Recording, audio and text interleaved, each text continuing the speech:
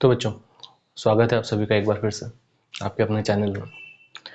तो आप सभी को शिक्षक दिवस की हार्दिक शुभकामनाएं। और आज मैं थोड़ा समय लेकर अपने सभी शिक्षकों का आभार व्यक्त करना चाहूँगा, जिनकी वजह से आज मैं इस लायक बन सका कि आप सभी को कुछ समझा सकूँ। So first of all, I feel privileged to be a teacher. आज सुबह से देख रहा हूँ कई बच्चों के मैसेज आ रहे हैं, कॉल्स आ रहे हैं। अच्छा लगता है ना। To be part of someone's life is always great, है ना। किसी की लाइफ का हिस्सा बनना हमेशा एक अच्छी फीलिंग होती है। तो एक बार फिर से मैं बच्चों को भी धन्यवाद कहना चाहूँगा कि उन्होंने मुझे एक टीचर बनने का मौका दिया। बिकॉज टीचर्स भी जो हैं उनको बनाने का काम स्टूडेंट्स ही करते हैं। So I thanks to all my teachers and also to my students for making me such a person that I am able to express my views freely. Okay, so धन्यवाद आप सभी का एक बार फिर से। अब जैसा कि हमने हमारी लास्ट वीडियो में डिस्कस किया था कि हम हमारे फर्स्ट टर्म एग्ज़ाम के लिए सिलेबस की शुरुआत करने वाले हैं, और आज के दिन से अच्छा मुझे नहीं लगता कुछ हो सकता है। ठीक है, तो आज ही के दिन से शुरुआत करते हैं। तो आज जो चैप्टर हम पढ़ने जा रहे हैं वो है आपका लाइट से रिलेटेड, ठीक है, जिसका नाम है रिफ्लेक्शन एंड रिफ्रैक्शन। तो मैं यहाँ चैप्टर का नाम लिखता हूँ और फिर हम उसको पढ़ना स्टार्ट करते हैं। रिफ्लेक्शन एंड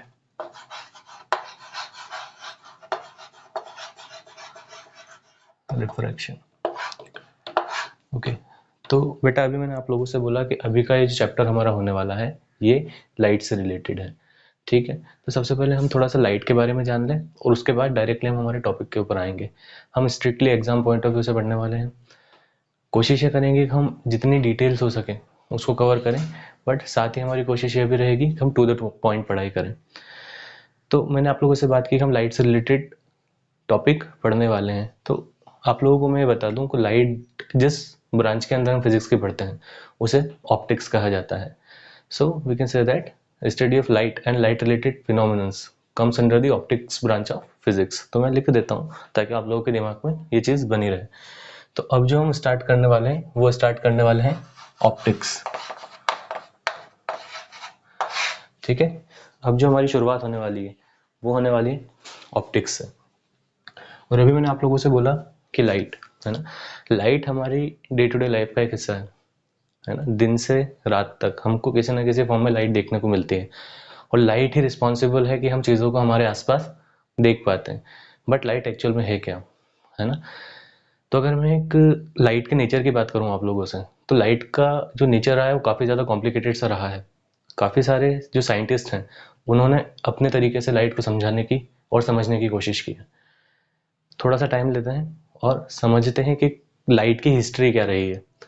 तो अगर मैं बात करूं आप लोगों से, तो न्यूटन से इसकी शुरुआत होती है। न्यूटन ने सबसे पहले बोला कि लाइट जो है वो पार्टिकल के फॉर्म्स में ट्रेवल करती है। ठीक है, उसने एक्सप्लेन भी किया रिफ्लेक्शन को, रिफ्रैक्शन को।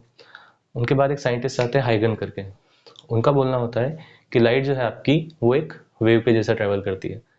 फिर वो चीज़ भी उन्होंने अपने एक्सपेरिमेंट से प्रूव की। क्वेश्चन ये निकल के आता है कि लाइट पार्टिकल है या लाइट वेव है, क्योंकि प्लैंक करके एक साइंटिस्ट आते हैं जो फिर न्यूटन की जो पार्टिकल वाली थ्योरी थी उसको और ज़्यादा कोरेबोरेट करते हैं, ऑथेंटिकेट करते हैं। तो सारी चीज़ें इसी तरीके से चलती रहती है। फिर आते हैं डिब्रॉय करके एक साइंटिस्ट, जिनका बोलना होता है कि लाइट एक टाइम पे रेडिएशन जो होता है आपका, एक टाइम पे पार्टिकल के जैसा बिहेव करता है और एक टाइम पे वो बिहेव करता है वेव के जैसा, जिसको बोला जाता है ड्यूअल नेचर ऑफ रेडिएशन। आज के टाइम पे हम यही चीज़ मान के चलते हैं कि लाइट जो है उसका जो नेचर है वो ड्यूअल है, वो एक टाइम पे पार्टिकल के जैसा बिहेव करता है और एक टाइम पे वो रेडिएशन या वेव के जैसा बिहेव करता है। ठीक है, तो ये चीज़ हमको थोड़ा सा समझने में काफ़ी टाइम लगा कि लाइट का नेचर क्या है। ठीक, आज के टाइम पे हम अगर डेफिनेशन की बात करें तो लाइट को वेव के फॉर्म में ही डिफाइन करते हैं। Light is an electromagnetic wave that possess energy and gives us a sensation of vision. ठीक है, लाइट जो होती है आपकी एक इलेक्ट्रोमैग्नेटिक वेव होती है जो एनर्जी पोजेस करती है और हमको एक सेंसेशन देती है, जिससे की वजह से हम चीज़ों को देख पाते हैं। देखना, ये काम हमारी बॉडी के लिए कौन करता है? ठीक है, तो अगर हम देखें तो हमारी बॉडी के अंदर हमको नेचर ने एक बहुत ही ब्यूटीफुल सा सरप्राइज दिया हुआ है, अगर मैं बोलूँ गिफ्ट दिया हुआ है, तो वो है हमारी आंखें। तो जिन लोगों के पास आंखें हैं वो काफ़ी ज़्यादा अपने आप को प्रिविलेज समझें, क्योंकि आप वो सारी चीज़ें देख सकते हैं जिनके पास आंखें नहीं है, जिनको वो नहीं देख सकते। तो ये बहुत ही अच्छा एक नेचर का आपको गिफ्ट मिला हुआ है। तो अगर मैं आप लोगों से बात करूँ तो हमारी आंखें हैं जो हमको सारी चीज़ें दिखाती हैं in the presence of light. अब अगर क्वेश्चन हम समझें तो लाइट का हमारी आंखों में गिरना हमारे लिए इमेज का फॉर्मेशन करता है। अब लाइट हमारी आंख के किस हिस्से पर गिरेगी तो उसका इमेज फॉर्मेशन होगा।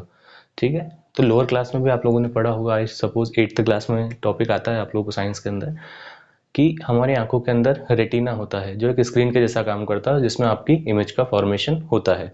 तो मैं यहाँ लिख देता हूँ आपका कि हमारी आंखों के अंदर रेटिना पे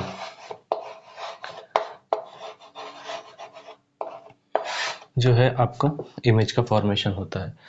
लेकिन अब अगर मैं मेरे आसपास की चीज़ों को देखूं या मैं एक एग्जांपल कंसिडर करूं तो मैं एक अंधेरे कमरे में चला जाता हूं।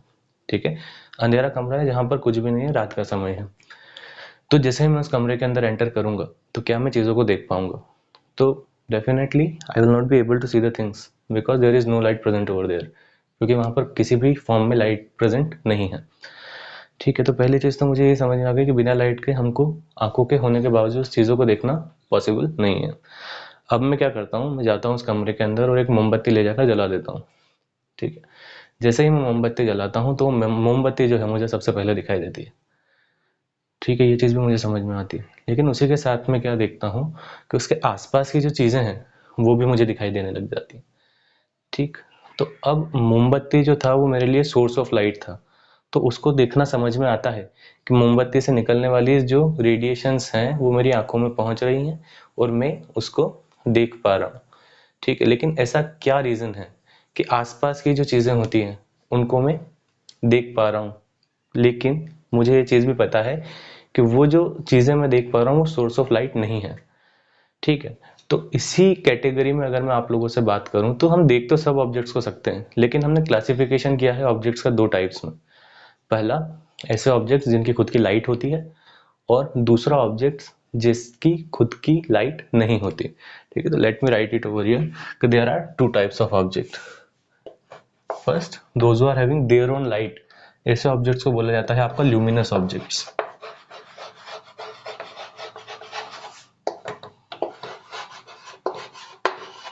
The objects that are having their own light, these are known as luminous objects। और ऐसे ऑब्जेक्ट्स जिनकी खुद की लाइट नहीं होती, इनको बोला जाता है नॉन लुमिनस ऑब्जेक्ट्स।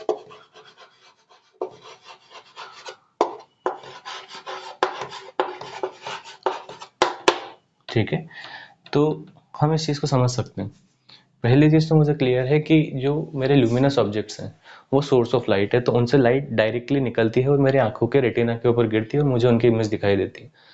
अब ऐसा क्या रीज़न है कि जो नॉन ल्यूमिनस ऑब्जेक्ट्स हैं जिनकी खुद की लाइट नहीं है मैं उन्हीं को भी देख पा रहा हूँ? बहुत से स्टूडेंट्स ने गेस कर लिया होगा कि अगर लाइट डायरेक्टली हमारी आंखों तक नहीं पहुंचती तो वो किसी सोर्स से निकलने के बाद जिस सरफेस के ऊपर टकराती है, टकराने के बाद हमारी आंखों में पहुंचती है, तो जहां से वो टकराती है उस पॉइंट की इमेज हमारी आंखों में बन जाती है। तो ये टकराना और टकराने के बाद वापस आ जाना, ये क्या कहलाता है? ठीक है, तो this phenomenon of bouncing back of light when it strikes a surface is known as reflection of light. तो हमारा जो टॉपिक जो मैंने यहाँ पे लिखा हुआ है ये है आपका रिफ्लेक्शन। तो अगर मैं डेफिनेशन बताऊं आप लोगों को कि रिफ्लेक्शन की डेफिनेशन क्या है, सो let me write it over here. Reflection जो है आपका,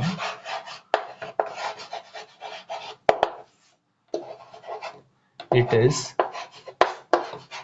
bouncing back of light in same medium, ये चीज ध्यान रखिएगा, in same medium when it strikes a surface।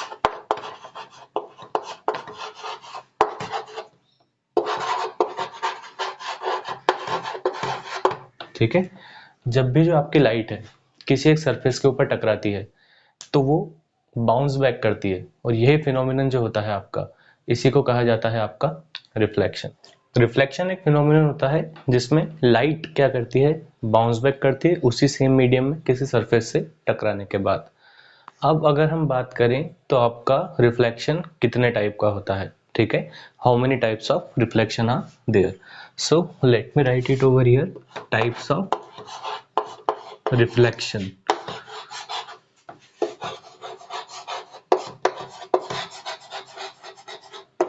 तो बेटा अगर हम बात करें रिफ्लेक्शन के टाइप की, तो रिफ्रैक्शन होता है आपका दो तरीके का। एक होता है आपका रेगुलर रिफ्लेक्शन,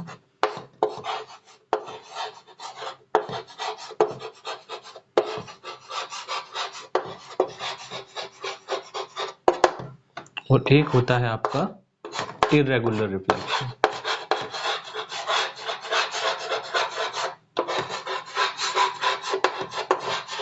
ठीक है, one is regular reflection and another is irregular reflection. अब इन दोनों में क्या डिफरेंस है वो हम देख लेते हैं।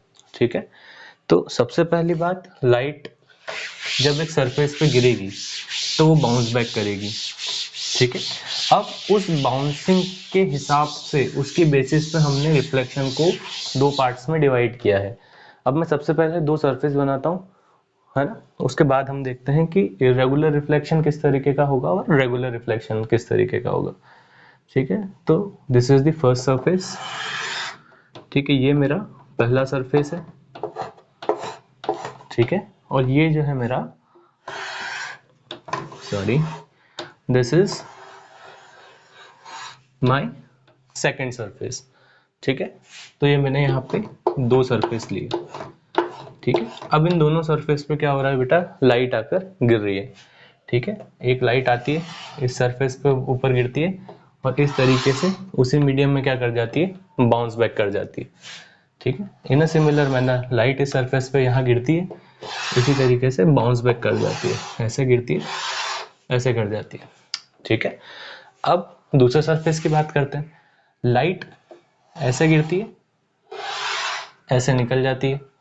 ठीक है, लाइट ऐसे गिरती है, ऐसे निकल जाती है। ठीक है, लाइट ऐसे गिरती है, ऐसे निकल जाती है।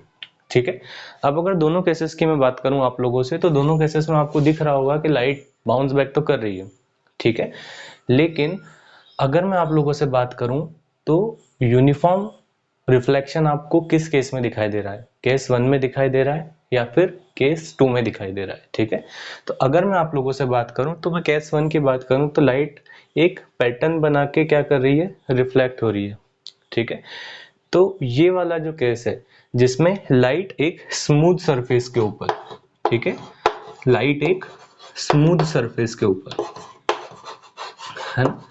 स्मूथ सरफेस क्या होता है, जिसमें इरेगुलरिटीज कम प्रेजेंट हो, है ना। साथ ही मैं ये भी बोलना चाहूंगा आप लोगों से कि कोई भी सरफेस जो होता है वो आपका परफेक्टली स्मूथ नहीं होता है। ठीक है, लेकिन कंपैरेटिवली अगर मैं बात करूं तो अगर मैं फ्लोर को कंसीडर करूं किसी कमरे के या एक मिरर को कंसीडर करूं, तो दोनों में से स्मूथ सरफेस कौन सा होगा, मिरर का सरफेस होगा। ठीक है, तो जब भी लाइट किसी स्मूथ सरफेस से रिफ्लेक्ट करेगी तो वो एक पैटर्न बना के क्या करेगी, रिफ्लेक्ट करेगी, और ये जो रिफ्लेक्शन होता है आपका, this is known as regular reflection. तो जो पहला वाला आपका केस है बेटा, ये किसका केस है, रेगुलर रिफ्लेक्शन का।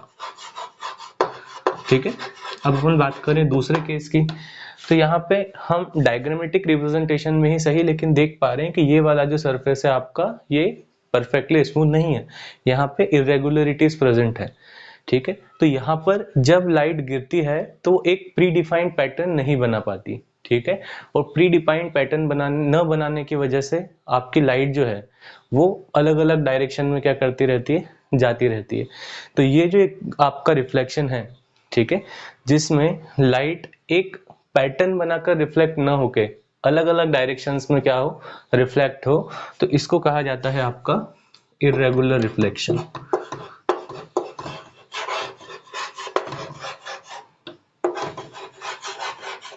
ठीक है, तो रेगुलर रिफ्लेक्शन अगर मुझे स्मूथ सरफेसेस से दिखाई देता है, तो इरेगुलर रिफ्लेक्शन मुझे कौन से सरफेस से दिखाई देगा? ठीक है, तो डेफिनेटली ये मुझे एक रफ सरफेस से देखने को मिलता है। ठीक है, ओके।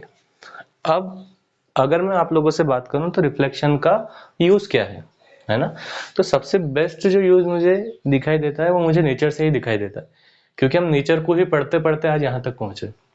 तो हम देखते हैं कि जो सूरज है, सूरज से निकलने वाली रोशनी की वजह से हम देख पाते हैं, ठीक है, लेकिन रात में जो होता है आपका सन नहीं होता है, ठीक है, वहां पे आ जाता है उसकी जगह पर एक चांद, और चांद की खुद की रोशनी नहीं होती, it is a non luminous object, but still we are able to see that, है ना, चांद को भी देख पाते हैं, और जितनी रोशनी हमको चांद से मिलती है उससे हम आसपास की चीजों को भी देख ही पाते हैं। तो ऐसा क्या रीजन है, ठीक है, कि चांद बिना रोशनी होने के बावजूद हमको चीजों को दिखा रहा है? ठीक है, तो सही गैस किया आपने। जो आपका चांद होता है, मून होता है, ठीक है, वो सन की रोशनी को रिफ्लेक्ट करता है, और उस रिफ्लेक्शन की वजह से हम हमारे आसपास की चीजों को देख पाते हैं। ठीक है, तो लॉन्ग स्टोरी शॉर्ट, अगर लाइट हमारी आंखों में डायरेक्टली गिर रही है तो भी हम चीजों को देख पाते हैं, और लाइट अगर किसी ऑब्जेक्ट से टकराकर हमारी आंखों में पहुंच रही है तो हम उस ऑब्जेक्ट को क्लियरली देख पाएंगे। ठीक है, so reflection is also one of the reasons because of which we are able to see the things, specifically non luminous objects. ठीक है, अब रिफ्लेक्शन की हमने बात की, तो रिफ्लेक्शन होता है हमारा दो तरीके का, एक होता है हमारा रेगुलर रिफ्लेक्शन और एक होता है हमारा इरेगुलर रिफ्लेक्शन। डिफरेंस आ जाता है, अगर रिफ्लेक्शन आपका एक स्मूथ सरफेस से हो रहा है तो वो है आपका रेगुलर रिफ्लेक्शन, और अगर आपका रिफ्लेक्शन एक रफ सरफेस से हो रहा है then that is irregular reflection. अब अगर हम रिफ्लेक्शन की बात करें तो हमारा जो रिफ्लेक्शन है वो हर बार एक जैसा होता है। ठीक है, हर बार एक जैसा होता है, इसका मतलब ये होता है कि रिफ्लेक्शन की कुछ लॉज हैं। ठीक है, रिफ्लेक्शन हमेशा उन लॉज को फॉलो करते हुए ही होता है, हर जगह वैसा ही होगा, चाहे वो आपका रेगुलर रिफ्लेक्शन हो चाहे वो आपका इरेगुलर रिफ्लेक्शन हो। ठीक है, लेकिन वो इन लॉज को फॉलो करेगा। तो ऐसी कौन सी लॉज है, आइए उनको देख लेते हैं, समझ लेते हैं। First of all this laws are known as laws of reflection. ठीक है, सो इसको मिटा देते हैं और मैं यहाँ लिख देता हूँ laws of reflection.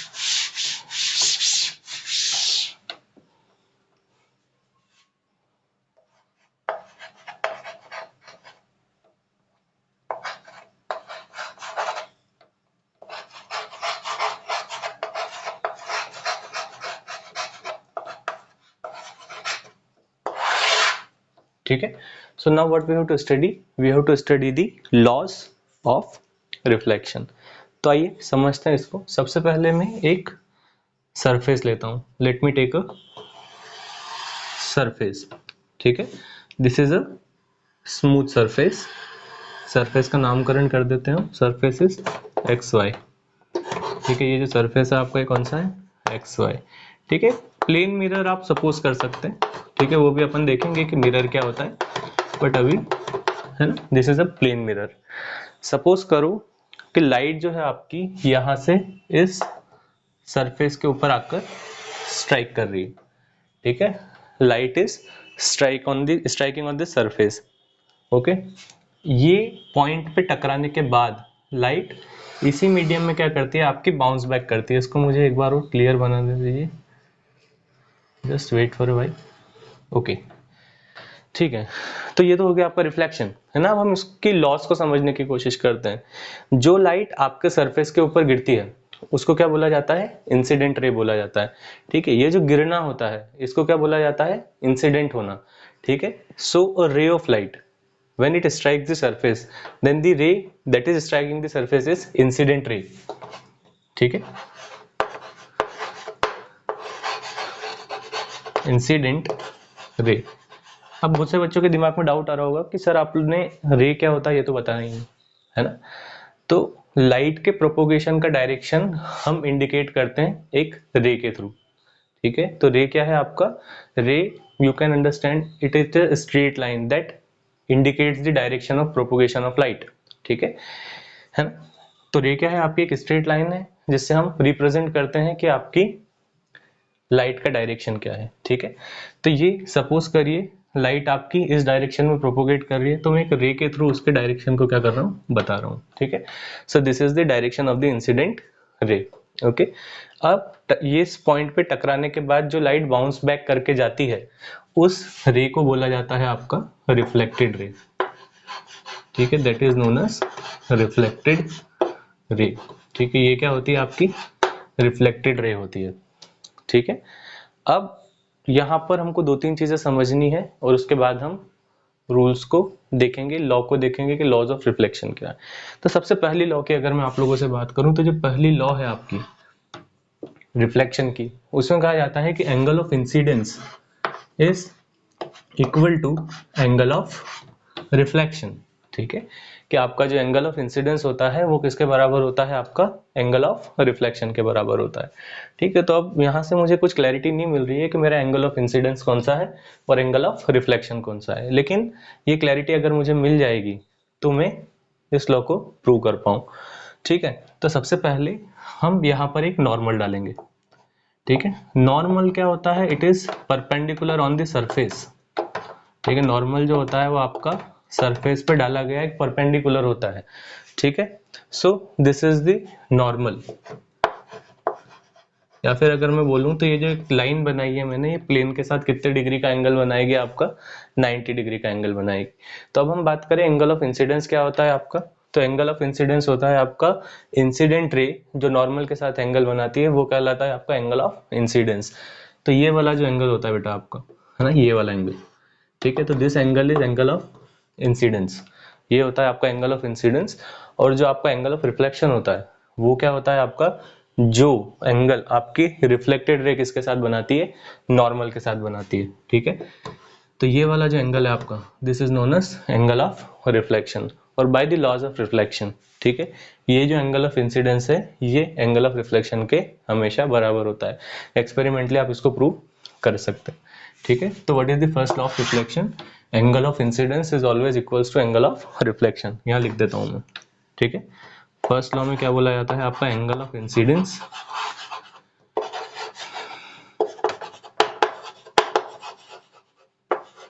is always equal to angle of reflection, ठीक है। ये आपकी पहली लॉ है, ठीक है। दूसरी लॉ आपसे क्या बोलती है, ध्यान से समझिएगा इसको, the incident ray, the reflected ray and normal at the point of incidence all lie in the same plane, ठीक है। Incident ray, reflected ray and normal at the point of incidence. अब पॉइंट ऑफ इंसिडेंस क्या होता है, इस surface के ऊपर एक ऐसा पॉइंट जहां पे तीनों लाइट की रेज आपकी क्या कर रही हैं, मीट कर रही हैं, ठीक है। तो ये जो पॉइंट होता है आपका, ठीक है, this point is point of incidence, ठीक है। सो इंसिडेंट रे, रिफ्लेक्टेड रे और नॉर्मल पॉइंट ऑफ इंसिडेंस पे किसी भी एक ही प्लेन के ऊपर क्या करेंगे, आपके लाई करेंगे। अब आप किसी भी प्लेन में आप उसको समझ सकते हैं, प्लेन क्या है आपका, सपोज करो दिस इज द प्लेन, ठीक है। अगर यहां से मैं बात करूं कि इस तरीके से आपका नॉर्मल है, ठीक है, तो इंसिडेंट रे अगर इस तरीके से आ रही है तो रिफ्लेक्टेड रे आपकी किस तरीके से निकलेगी, इस बोर्ड से इस तरीके से बाहर निकलेगी, लेकिन सारी की सारी आपके इस बोर्ड के प्लेन में लाई करेगी, ठीक है। सो जो दूसरी लॉ है आपकी, वो क्या बोलती है आपसे कि the incident ray, reflected ray and normal, ठीक है, incident ray, reflected ray and normal eight point of incidence